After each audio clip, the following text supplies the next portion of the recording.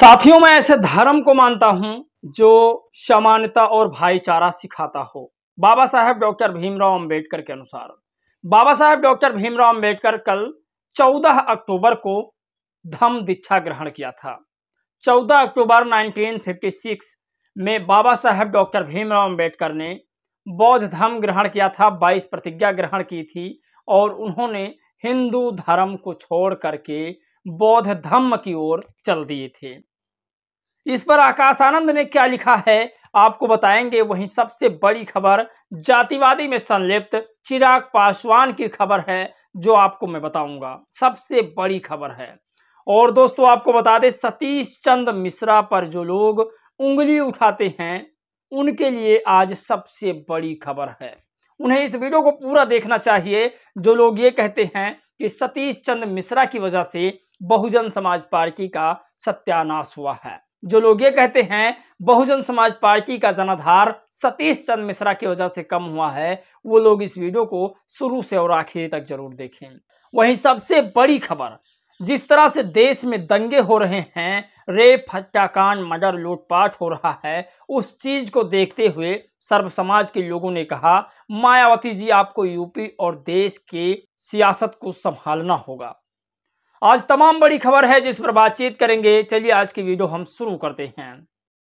नमस्कार दोस्तों, मैं हूं पराग और आप सभी का एक बार फिर से मैं बहुत बहुत स्वागत करता हूं। साथियों, आज आपके लिए सबसे बड़ी खबर लेकर आया हूं।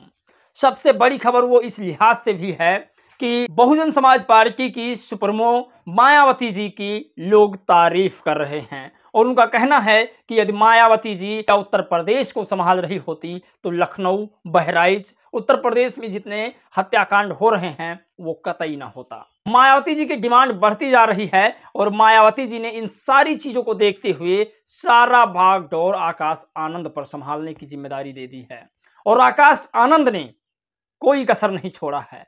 आकाश आनंद ने आईटी सेल का भी प्रचार प्रसार शुरू कर दिया है। ये खबर मध्य प्रदेश से आकाश आनंद शुरू कर रहे हैं। 53 जिलों में आईटी सेल का उन्हें पुनर्गठन करना है। 53 जिलों में आईटी सेल होंगे। आप सोचिए, जो बसपा के समर्थक ट्विटर पर हैं, फेसबुक, यूट्यूब पर हैं, वो सिर्फ समर्थक धमाल मचाए हैं। जब आईटी सेल आ जाएंगे तब क्या होगा। बहुजन समाज पार्टी को जीतने के लिए सबसे पहला जो कदम है, जो पहला स्टेप है, वो आईटी सेल है। एक आईटी सेल और 10 प्रवक्ता तो हर समय टीवी पर बुलाए नहीं जाते हैं। आईटी सेल अपनी सोशल मीडिया हेडलाइंस के जरिए लोगों को पूरी तरीका से जानकारी दिया करते हैं। तो आईटी सेल का गठन 53 जिलों में होने जा रहा है जो कि मध्य प्रदेश में है। 2027 का चुनाव यूपी में है। लोगों की बड़ी डिमांड है कि प्रवक्ता के साथ साथ यूपी में आईटी सेल का होना बहुत जरूरी है।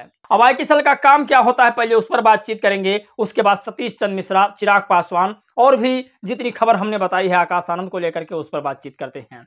दरअसल आईटी सेल वो होते हैं जो अपने आईडी के जरिए अपने पार्टी का प्रचार प्रसार दिन रात किया करते हैं। दिन रात बताते हैं कि हमारी पार्टी ने क्या काम किया, हमारी पार्टी किस विचारधारा से चल रही है, हमारी पार्टी का मेन उद्देश्य क्या है भारत में, या हमारी पार्टी का मेन काम क्या है। ये सारी चीजें जो प्रवक्ता टीवी पर आकर बताते हैं वो दिन रात अपने सोशल मीडिया पर लिखा पढ़ा करते हैं। तो ये सबसे बड़ी चीज है आईटी सेल का होना। अब बात करते हैं आकाश आनंद ने 14 अक्टूबर के दिन क्या कहा था। 14 अक्टूबर को आकाश आनंद ने कहा कि मैं ऐसे धर्म को मानता हूं जो समानता और भाईचारा सिखाता हो।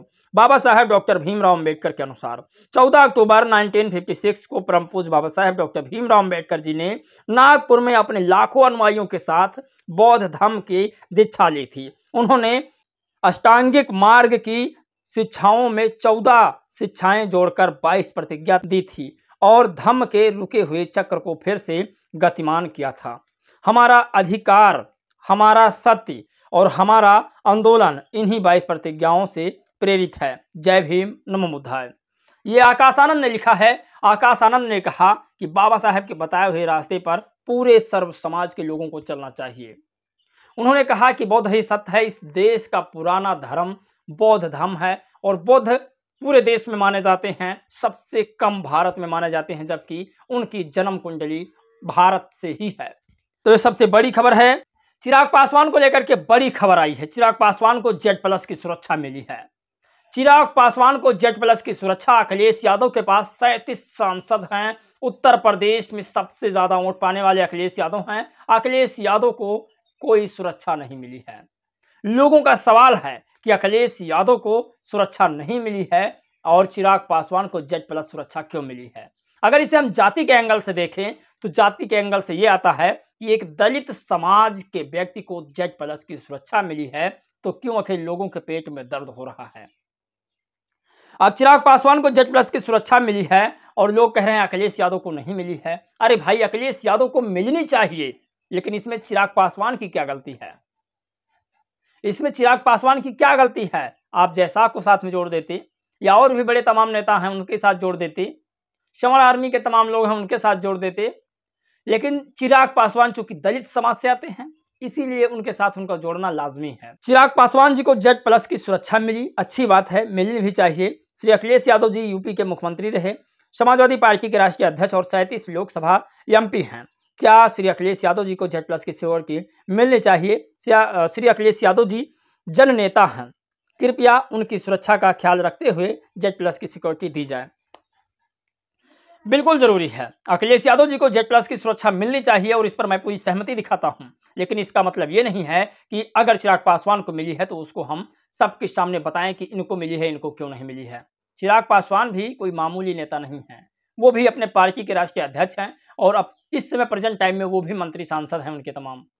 तो इससे आप समझिए कि जातिवाद का एंगल यहां भी लगाया जाता है। तो ये सबसे बड़ी खबर है। अब बात करते हैं कि आखिर इमरान शकील ने क्या लिखा। सबसे बड़ी लेख वो लिखते हैं कि आदरणीय बहन जी और आकाश आनंद जी, आपसे हाथ जोड़कर विनती है कि आइए अपने उत्तर प्रदेश को संभाल लीजिए। उत्तर प्रदेश आप लोगों के बिना अधूरा है।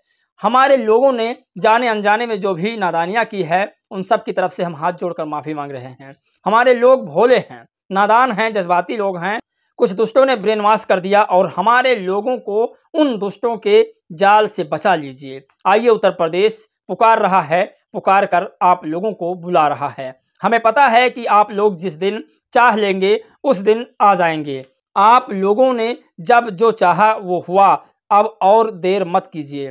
पहले ही बहुत देर हो चुकी है। जब आप और बहन जी आएंगे तो शासन प्रशासन अनुशासन कानून और कानून का राज आएगा।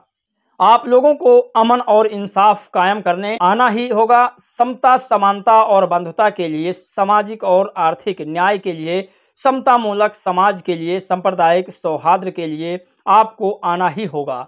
आप पिछली बार जब उत्तर प्रदेश आए थे तब चारों तरफ खुशहाली आई थी और खुशहाली थी। सब जब से आप लोग गए हैं चारों तरफ वीरान वीरान हो गया है।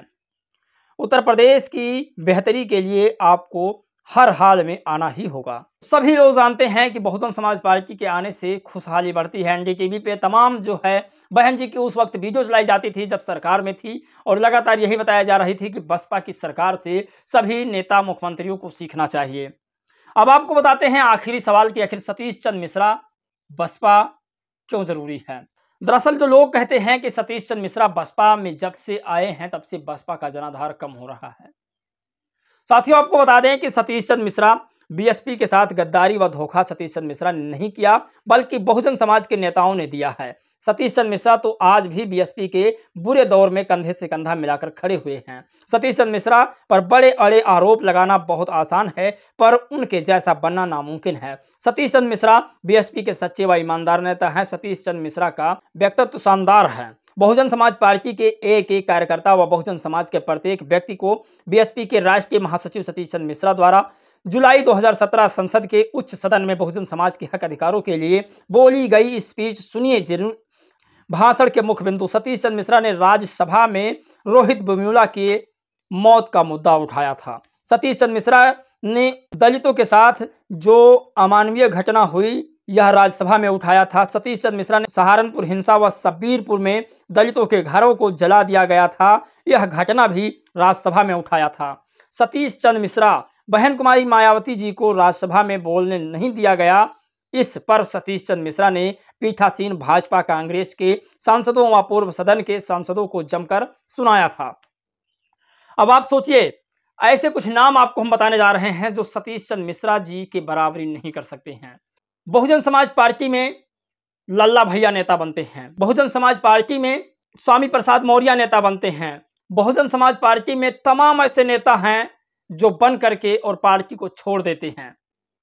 आप कल्पना नहीं कर सकते, अगर आज सतीश चंद्र मिश्रा कहीं पर भी चले जाएं किसी पार्टी में तो उन्हें एक अच्छा पद मिल जाएगा और प्रेजेंट टाइम के सरकार में भी शामिल हो सकते हैं, लेकिन उन्होंने बसपा के साथ, बहुजनों के साथ गद्दारी करना उचित नहीं समझा। अगर सभी नेताओं की तरह छोड़कर चले जाते तो उनका क्या कोई कर लेता, लेकिन अगर आज सत्ता में बसपा नहीं है तब भी वो बसपा के साथ खड़े हैं, इसका मतलब वो सच्चे और ईमानदारी बसपाई हैं। साथियों, बहुजन समाज की आवाज उठाना इतना आसान नहीं है, बहुजन समाज के लिए मनवादियों से लड़ना इतना आसान नहीं है। इसीलिए आपसे रिक्वेस्ट है कि आप लोग इस चैनल को जरूर बचाइए, सब्सक्राइब कीजिए, शेयर कीजिए, लाइक कीजिए, कमेंट कीजिए। लेकिन अभी जो स्थिति बनी हुई है उसके लिए आप लोग मेरी आर्थिक मदद जरूर कीजिएगा।